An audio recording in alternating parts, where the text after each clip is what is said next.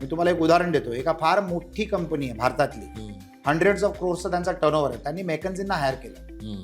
तर मेकन्झीनी त्यांना, ते लोक अनालिसिस करतात सुरुवातीला आणि बेसिकली सायकोलॉजिकल अनालिसिस करतात, जे तुम्ही ज्याच्यासाठी तुम्ही प्रसिद्ध आहात. तर ते अनालिसिस केल्यानंतर त्यांनी हे ठरवलं, रिपोर्ट टाकला की तुम्हाला सर्वात अगोदर तुम्हाला या सीईओला रिप्लेस करणं गरजेचं आहे. तर कंपनीचे स्टेक होल्डर्स हैराण झाले. त्यांनी सांगितलं, बाबा ह्या व्यक्तीने आम्हाला 0 पासून 300 कोटीच्या टर्नओव्हर पर्यंत आणलंय. तर मेकन्झीनी उत्तर दिलं, आता 300 पासून 3000 कोटीचा जो प्रवास आहे तो या व्यक्तीमुळे नाही होणार.